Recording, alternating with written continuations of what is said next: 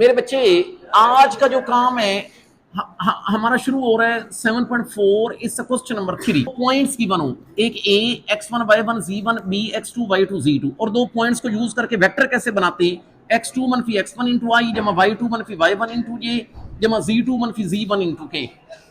अच्छा ये वाला समझ ले फार्मूला आज के लेक्चर में इस्तेमाल होता ही रहेगा। Let's start a question number 3। ऊपर हेडिंग दें फाइंड एरिया ऑफ ट्रायंगल।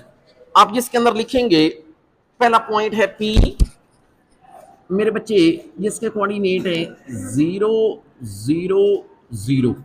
एक लिखें क्यू जो कि है ये 2 3 2। फिर मेरे बच्चे आर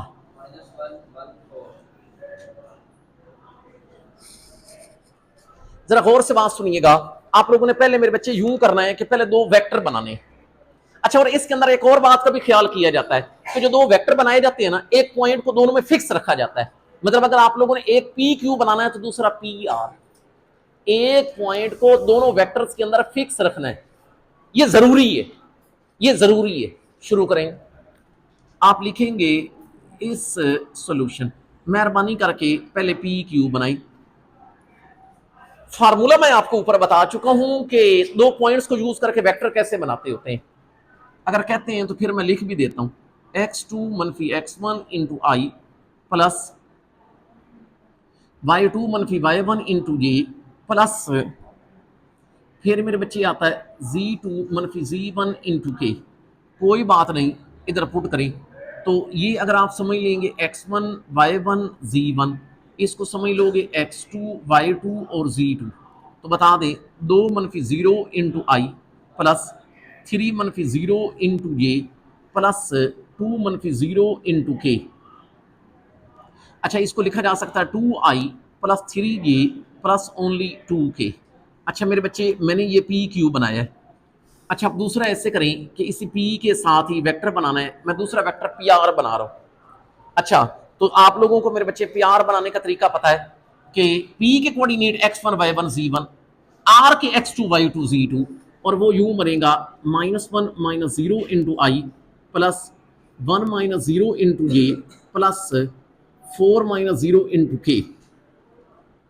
ये बन जाएगा -1 आई प्लस 1 जे प्लस ओनली 4 के। अच्छा ये मेरे पास पी आर बन गया।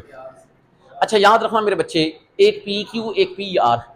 अच्छा but I am going to find out the area of triangle. आप लोग ऐसे करो कि ये जो पी क्यू और पी आर बन गया, आप मेहरबानी करके इसका क्रॉस प्रोडक्ट मालूम करो। इससे लास्ट लेक्चर के अंदर हम लोगों ने क्रॉस प्रोडक्ट के बारे में पढ़ा हुआ है कि क्रॉस प्रोडक्ट कैसे निकालते होते हैं। पहले यहां पर लिखते हैं आई ये और के। अगर पहले पी क्यू है तो पी क्यू के कंपोनेंट जो कि बनेंगे 2 3 2। फिर पी आर है तो पी आर के -1 1 और ये 4। आप मेरे बच्चे मेहरबानी करके इस डिटर्मिनेंट को खोल लो। ये बताएं कि डिटर्मिनेंट को कैसे खोलोगे। ये आई पहले लिखेंगे, इसके नीचे वाला कॉलम छोड़ा, सामने वाली रो छोड़ दी, ये रह जाएगा 3 2 1 और ये 4। अच्छा याद रखना दूसरे से पहले मनफी लगाते हैं तो ये मनफी का जे, उसके नीचे वाला कॉलम छोड़ा, सामने वाली रो छोड़ दी, मतलब ये दूसरा कॉलम और ये पहली रो, तो ये रह जाता है 2 2 मनफी 1 और ये 4। अच्छा ये बताएं प्लस मनफी और फिर क्या लगाना है हम लोगों ने प्लस, तो ये मेरे बच्चे प्लस का की, इसके नीचे वाला कॉलम छोड़ा, सामने वाली रो छोड़ दी, ये कॉलम तीसरा कॉलम और ये पहली रो, तो ये रह जाता है 2 3 -1 और ये 1। थोड़ा सिंप्लीफाई कर लें। ये बताएं भला कैसे कि ये आई, अच्छा इसको इससे दरमियान में माइनस लगा के 4 3 12 2 1 2, फिर मनफी का जे 4 2 8 2 को मनफी 1 से मनफी 2, लेकिन मनफी मनफी प्लस 2, तो ये प्लस का के 2 1 2 3 को मनफी मनफी प्लस का 3। अच्छा ये बताएं 12 मनफी 2 10 आई मनफी 8 जमा 2 10 जे 2 + 3 विल बी 5 के। अच्छा मेहरबानी करके लिख लें कि ये पी क्यू और पी आर इसका क्रॉस प्रोडक्ट है। अब आप ऐसे करें इसका मैग्नीट्यूड निकाल लें। ये जो आपने निकाला है ना P Q cross P R, इसका मेरे बच्चे मैग्नीट्यूड निकाल लें। चीज आपके पास निकली है पी क्यू और पी आर, इसका मैग्नीट्यूड। ये बताएं मैग्नीट्यूड निकालने का तरीका कार यही होता है कि एक आयत का स्क्वायर, एक जियत, जियत है -10 का स्क्वायर और आखिरी 5 का स्क्वायर, लेकिन इसका मेरे बच्चे अंडर रूट आ जाएगा। अच्छा याद रखना मेरे बच्चे, 10 square will be 100, it will be again 100, it will be 25 and it will become 225 square root और ये 15 आ जाता है। अच्छा लेकिन ये क्या चीज़ है, P Q cross P R का मैग्नीट्यूड। मेहरबानी करके एरिया ऑफ ट्राइंगल का फार्मूला लिखेंगे। अब ये फार्मूला मेरे बच्चे भला किसका, एरिया ऑफ ट्राइंगल। याद रखना बाहर आता है 1/2, 1/2 और ये निकल आता है, ये इधर ये लिखना है P Q cross P R का मैग्नीट्यूड। 1/2 वैसे का वैसे, ये 15। अच्छा इसके साथ 1/2 क्यों लगाते हैं, इसकी रीजन मैं अगले सवाल में डिस्कस करूंगा, ठीक है ना। वैसे फॉर्मूला है, लेकिन ये जो होता है ना ये वाली चीज, ये पैरेललोग्राम का एरिया होता है। अगर पैरेललोग्राम के एरिया को हाफ कर दिया जाए तो ये ट्राइंगल का एरिया निकलता है। मैं अगले सवाल में रीजन बताऊंगा, लेकिन एक जरूरी बात, इसके साथ स्क्वायर यूनिट्स लिख लें। क्यों, क्योंकि ये किसी चीज का एरिया है। एरिया जब भी निकाला जाए तो मेरे बच्चे उसके साथ यूनिट्स लिखते होते हैं, स्क्वायर यूनिट्स। इसके 3 और पार्ट हैं, जो कि एक क्वेश्चन नंबर 4, और इसका भी नोट करो पहला पार्ट। क्वेश्चन ये कहता है लिखें फाइंड एरिया ऑफ पैरालेलोग्राम। मेरे बच्चे पैरेललोग्राम का एरिया निकाले। अब की बार ये पॉइंट गिवन है ए, जिसके कोऑर्डिनेट है 0 0 0, ए गिवन है बी। याद रखना मेरे बच्चे, बी के कोऑर्डिनेट्स हैं 1 2 3, एक लिखें सी, सी के कोऑर्डिनेट्स हैं 2 -1 और 1, एक लिखें डी, डी के मेरे बच्चे कोऑर्डिनेट है 3 1 और 4। अच्छा बिल्कुल आप उसी तरीके से 2 वेक्टर बनाओगे, लेकिन 2 वेक्टर का ख्याल करिएगा, उसके अंदर एक पॉइंट को दोनों में फिक्स रखना है।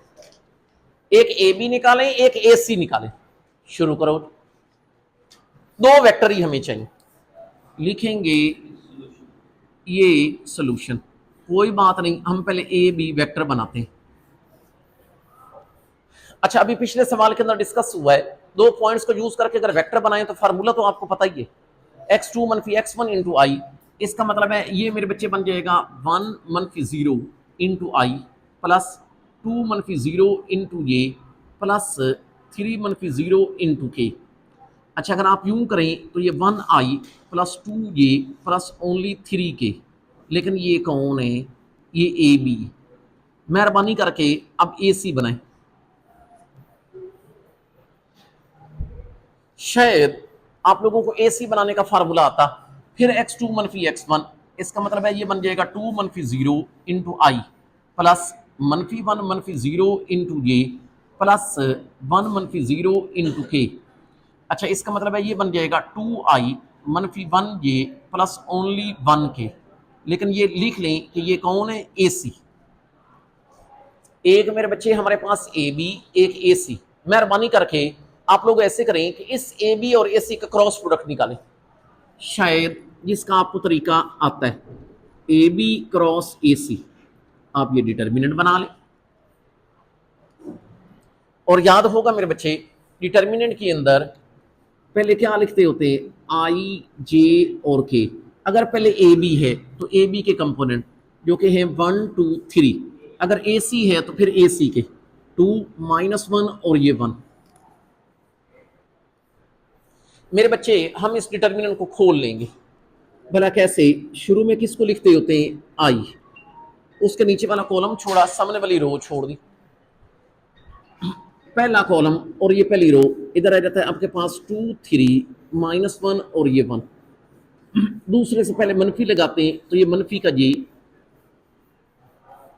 उसके नीचे वाला कॉलम छोड़ा, ये दूसरा कॉलम और ये रो, तो ये रह जाता है 1 3 2 और ये 1। अच्छा, प्लस मनफी, फिर क्या लगाना चाहिए, प्लस, और ये प्लस का के। इसका मतलब है उसके नीचे वाला कॉलम छोड़ा और ये रो छोड़ दी, इधर रह जाता है आपके पास 1 2 2 और ये मनफी 1। बाकी सिंप्लीफाई कर लें भला कैसे, कि यहां पर आपके पास कौन है, ये आई, इसको इससे दरमियान में मनफी 2 1 2, 3 को मनफी 1 से मनफी 3, लेकिन मनफी मनफी प्लस 3, मनफी का जे, इसको इससे दरमियान में 1 मनफी 3 ज़रब 2 6 प्लस के, तो मनफी 1 मनफी 2 ज़रब 2 4। यार ये बताएं कि 2 जमा 3 5 आई, 1 मनफी 6 मनफी 5, मनफी मनफी प्लस 5 जे, मनफी 5 ओनली के। अच्छा, लेकिन आप इस बात का ख्याल करना कि ये कौन है, ए बी और ए सी का क्रॉस प्रोडक्ट। अब आप इसी ए बी क्रॉस ए सी का क्या निकालोगे, मैग्नीट्यूड। अब आप ऐसे करोगे कि इस ए बी और ए सी, इसी का मैग्नीट्यूड ले लोगे, जो कि बन जाएगा 5 का स्क्वायर, फिर 5 का स्क्वायर, और फिर मनफी 5 का स्क्वायर, और इसका अंडर रूट।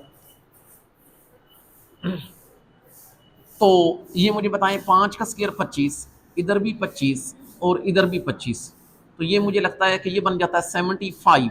लेकिन आप इसको लिख सकते हैं 25 ज़रब 3 का अंडर रूट, 25 का अंडर रूट 5 होता है, 5 इंटू अंडर रूट 3। तो आप लिखें एरिया,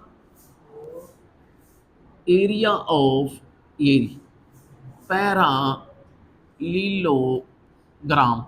यही होता है ए बी क्रॉस ए सी का मैग्नीट्यूड। 1/2 नहीं लगाते। अच्छा, मेहरबानी करके बताएं, ये आपका जवाब आ गया 5 इंटू अंडर रूट 3। अच्छा, मैंने आपको एक बात की थी, इसके साथ लिखते होते हैं स्क्वायर यूनिट्स। थोड़ी सी आपको रीजन बता देता हूं कि ट्रायंगल के केस में हाफ क्यों करते हैं। और इधर ये देखें, ये मेरे बच्चे आप लोगों को पता कि ये कौन होती है, ये पैरेललोग्राम। अच्छा, ए बी सी डी, ये एक निकालते होते हैं इसमें ए बी, एक निकालते होते हैं ये ए सी। ये वजह है कि एक पॉइंट को फिक्स भी रखते हैं, और एक ए बी और एक ए सी, एक साइड निकालते हैं और एक डायगोनल, उनका क्रॉस प्रोडक्ट का मैग्नीट्यूड, ये एरिया ऑफ पैरेललोग्राम का फार्मूला होता है, पैरेललोग्राम लॉ भी होता है कि ए बी क्रॉस ए सी और फिर उसका मैग्नीट्यूड। अब वो एरिया निकलता है पूरी पैरेललोग्राम का।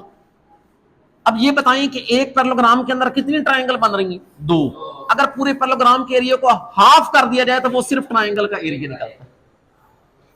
ये वजह है कि ये है एरिया ऑफ पैरेललोग्राम पूरे का पूरा, लेकिन अगर इसको आप हाफ करो तो वो ट्रायंगल का एरिया बन जाएगा। इसको हाफ करो तो वो मेरे बच्चे ट्रायंगल का एरिया बन जाएगा। बताएं, क्लियर है?